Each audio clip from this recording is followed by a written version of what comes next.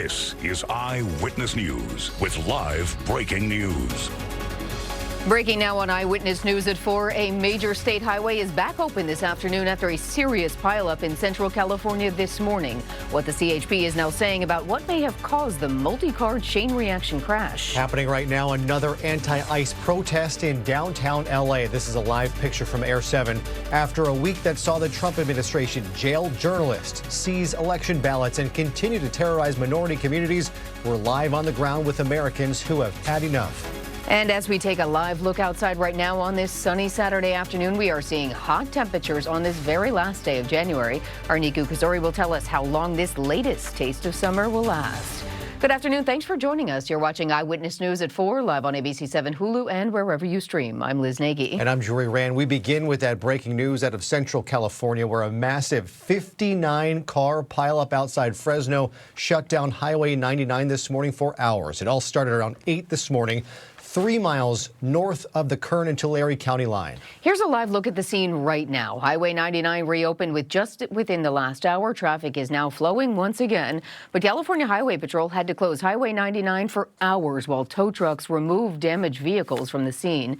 Here's what it looked like this morning. CHP says it was alerted to several multi-vehicle crashes on both sides of Highway 99. That was near Avenue 24. Many of the vehicles tried to avoid the initial crash, only to get caught in a chain reaction collateral crash. There was heavy, dense fog at the time. CHP says the lack of visibility likely played a huge role in this. Investigating officers who arrived on scene initially reported visibility was very limited due to the dense fog. They estimated anywhere between 100 to 200 feet of visibility.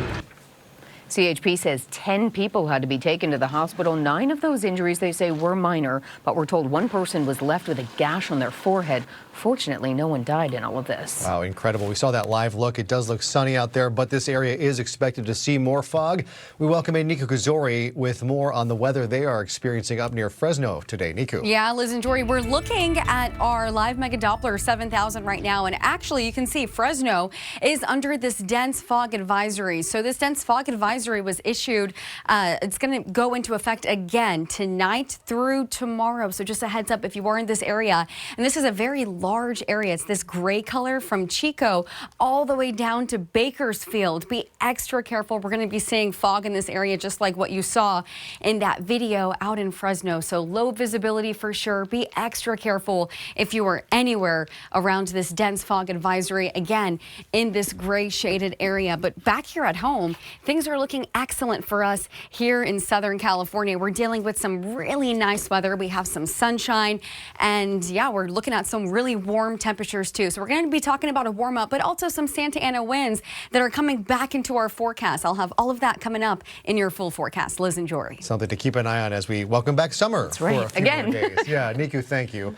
After we saw tensions escalate last night in the latest anti-ICE protest in downtown LA, demonstrators are back out there again today, hitting the streets in protest of the Trump administration's immigration actions. This is a live look from Air 7 right now over downtown LA. You can see hundreds of people are gathered there once again outside the federal building, many of them holding signs. People are asking federal agents with the Department of Homeland Security, several different sectors of federal agents, to leave their neighborhoods. This crowd is pushing back against the Trump administration's immigration policies.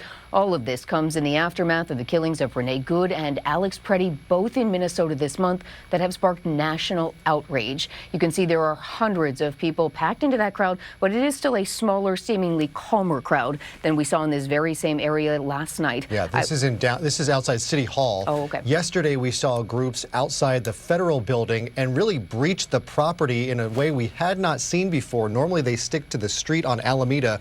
Yesterday, we saw them right up against the gates, the vehicle entrances, and federal officers and LAPD officers in riot gear trying to keep them out of the premises. And that was a situation where, once again, there was some of the difficulty between LAPD and federal agents and protesters in that area. Things got very tense for several hours last night. Eyewitness News reporter Carly Gomez is live on the ground there in downtown LA as this protest is getting underway. Carly, what can you tell us? Yeah, a little bit of a different scenario than what we dealt with yesterday. We estimate about 500 people are at this protest. This was organized. This started at 2 p.m. You can see how many people are out here now rallying around what looks to be Uncle Sam there in the middle, just kind of chanting, creating slogans, as well as holding their signs that they've created. Now, this protest was organized with a message to be peaceful. So many have been very passionate about what they feel. Today's protest is in accordance with ICE Out of Everywhere National Day of Action. It's part of a larger protest happening in cities across 50 states. When we fight, what happens? Never stop fighting. 50501 Women's March and Common Defense have joined forces to organize the protest in downtown LA. Protesters demanding Congress block funding to the Department of Human Services until federal ICE agents and Customs and Border Patrol are removed from local communities. They say they hope the rally magnifies their voices for those who've lost their lives in custody, as well as American citizens who've been killed while protesting.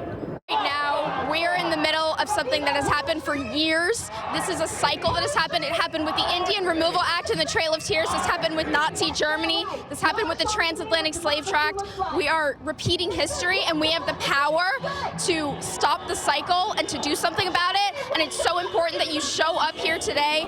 Well, with a show of force by ICE, you know, back then it was the sheriffs and LAPD. Now it's the federal government. And it feels like there's no stop to it. The sentiment from organizers has been that the federal agents are target and abuse minorities.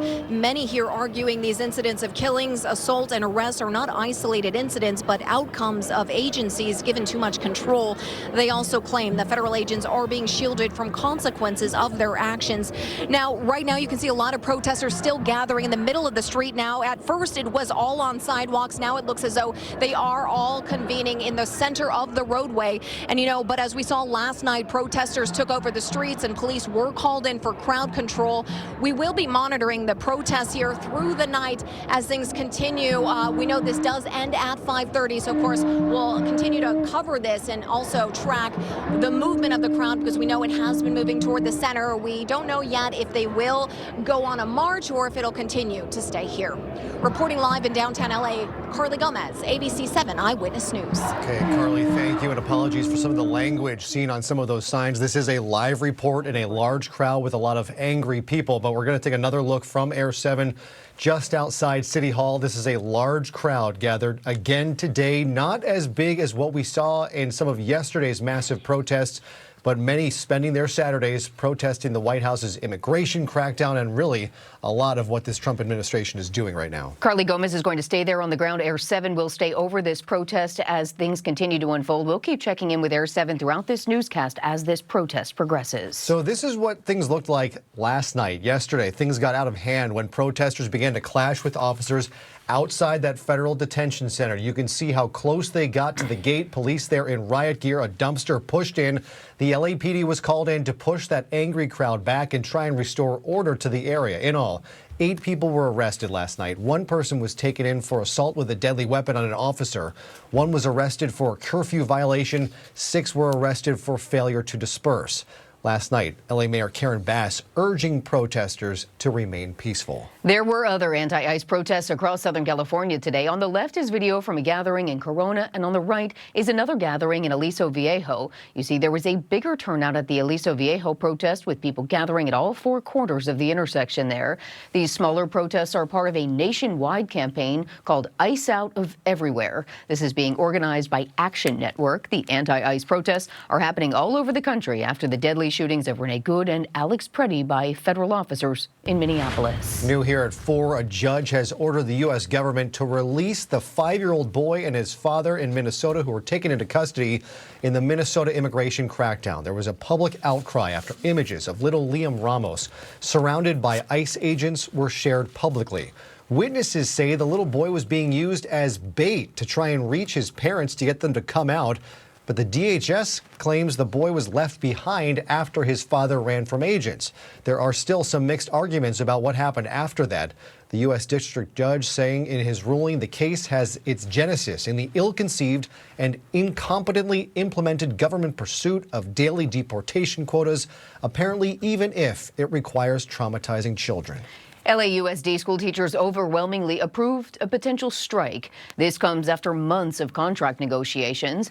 The United Teachers Los Angeles Union voted to approve a strike if a new contract isn't agreed upon. The union is asking for smaller class sizes, more counselors, mental health services, and a pay increase. But the district claims there is not enough money to meet those demands. Well, another day of sad news in the entertainment world today.